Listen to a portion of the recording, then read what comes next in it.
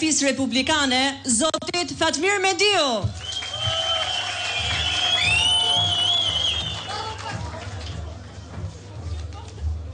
Të dashur motra dhe vlezër, tropojës, i dashur doktor Berisha, të nderuar koleg deputet, ka qenë gjithmonë derë dhe kënaqësi t'jem këtu në Tropoj. Dhe si që e tha dhe prezantusja, Tropoja është sa ynore dhe qellore, po ashtu dhe toksore. Është ynore dhe qellore sepse është Tropoja e besimit në Zot, është Tropoja e shqiponjave. Është toksore sepse është Tropoja e burrave dhe e besës.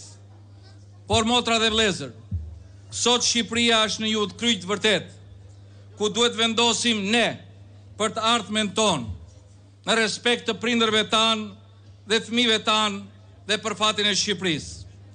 Zgjedhjet që na presin në 11 maj nuk janë thjesht një datë. Ato janë thirrje për të zgjuar çdo shqiptar, për të reaguar, për të ndryshuar në emër të dinjitetit, lirisë dhe familjeve tona. Ekonomia e familjes shqiptare po shkatërrohet çdo ditë. Familjet shqiptare ndjejnë varfërinë në shtëpinë, çmimet rriten, pagat janë më të ulta në rajon, bizneset po mbyllen ose largohen nga Shqipëria, taksat janë më të larta dhe vidhen për të pasuruar pushtetarët. Shqipëria, të dashur motra dhe vlezër, nuk është e varfër, por është e vjedhur nga pushteti. Edi Rama ka shkatruar shpresën për një të ardhme më të mirë për këdon Shqipëri. Mbi 1 milion shqiptar janë larguar në këto 12 vite. Emigracioni është plaga më e madhe e shoqërisë sonë. Të rinjt po largohen për mbi jetesë për një jetë më të mirë, po largohet truri i kombit, po shteron energjitë tona më të mëdha që është rinia. Po për Edi Ramën kjo është normale, sepse atë e gëzon dhe lumturon vetëm pushteti dhe vuajtjet e shqiptarëve të ndershëm. Ai mendon se është i veçantë mbi njerëzit dhe mund të tallet dhe t'i përbuz ata, njerëz të thjesht dhe krenar të Tropojës dhe të mbar Shqipërisë. Ai është i veçantë për të shkatëruar dhe urryer Shqipërinë dhe shqiptarët. 12 vite të gjata, motra dhe vlezër, të varfërimit dhe shkatërimit të familjeve shqiptare, largimit pa shpresë, 12 vjet mashtrime dhe talli me shqiptarët, 12 vjet përpjekje për të shkatëruar atë që ne ndërtuam vitin 90, pluralizmin politik, 12 vjet për të shkatëruar opozitën shqiptare, zgjedhje lira dhe të ndershme, 12 vjet Edi Rama u përpoq të fshi historinë dhe suksesin e shqiptarëve. Marrëdhëniet tona me Shtetet e Bashkuara të Amerikës i ktheu në një qëllim për shkatrimin e historisë që ju të gjithë ndërtuat për 30 vite së bashku me doktor Berishën. Ne të djatët kemi qenë në anën e drejtë të historisë, në anën e drejtë kombit, sepse historia dhe kombi shqiptar për ne janë më të vlefshme se çdo lloj politike. Që kur filluam me thirrjen ta bëjmë Shqipërinë si gjithë Europa, por zgjodhëm në krahun ton Shtetet e Bashkuara të Amerikës, ata që na mbështeten që në fillimet e krijimit të shtetit ton shqiptar. Më lejoni, motra dhe vlezër, t'i kthehem pak historisë.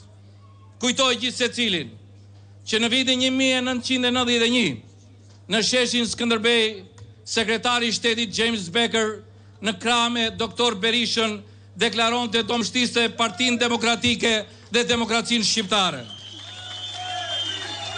Po ashtu, i vetmi autoritet politik shqiptar, i cili vizitoi 2 herë Shtëpinë e Bardhë, 2 president të Shtetet e Bashkuara të Amerikës, presidentin George Bush dhe presidentin Clinton, duke folur dhe mbështetur demokracinë shqiptare, por dhe atë që ishte më e shtrenjtë për ne, pavarësinë e Kosovës, ka qenë doktor Berisha.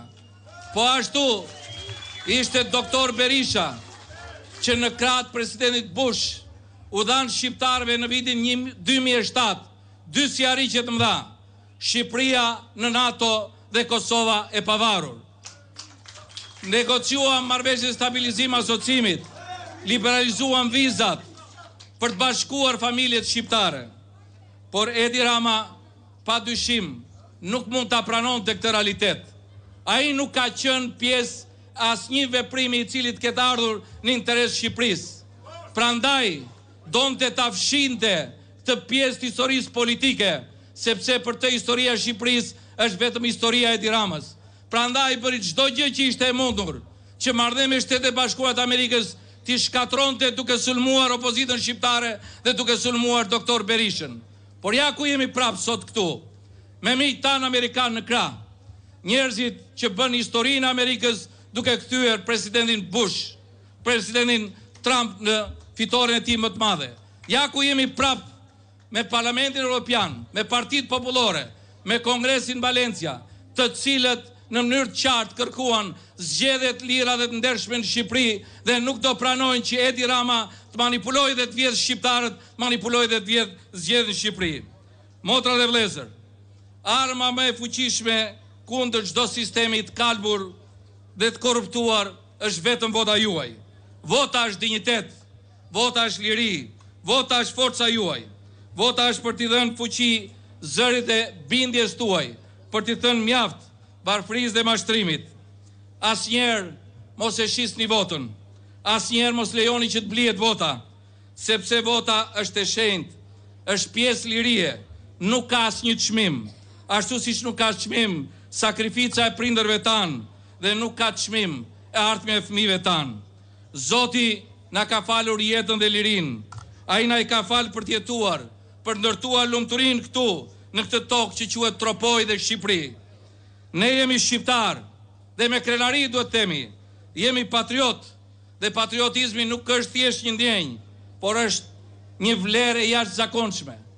Është një angazhim i gjithë neve. Është respekt për historinë tonë, për sakrificat e brezave që na sollën deri këtu. Patriotizmi është përgjegjësi për historinë që duhet ndërtojmë gjithë secili nga ne sot. Patriotizmi është mision për liri dhe për dinjitet, për demokraci, dhe kjo është rruga që ka zgjedhur doktor Berisha dhe që jemi bashkuar që të gjithë ne, jo për pushtetin, por për qëllimet e dinjitetit, lirisë dhe të ardhmes shqiptarëve. Shqipëria është në dorën tuaj, familja jonë është në dorën tonë, dhe vetëm me dashuri dhe përkushtim dhe ndershmëri mund ndërtojmë një të ardhme të drejtë, më të ndritur dhe më të begat. Motra dhe vëllezër, le të bashkohemi ne, në emër të besimit në Zot, në emër të burrnisë dhe të besës, në emër të asaj që është hyjnore dhe asaj që është toksore. T'japim një besë që ne nuk mund pranojmë, trajtojmë si njerëz dorës dytë nga Edi Rama. Le të bashkohemi që në zgjedhjen 11 majit të fitojnë shqiptarët dhe të fitojë Shqipëria. Le të bashkohemi që të fitojë kombi shqiptar. Prandaj ju ftoj të gjithë ju në ditët e ngelura të trokasim në çdo derë, të trokasim në çdo zemër, të ftojmë gjithë secilin të votojë, të votojë numri 1, Aleancë për Shqipërinë Madhështore. Zoti e bekov Tropojën, Zoti e bekov Shqipërinë. Faleminderit.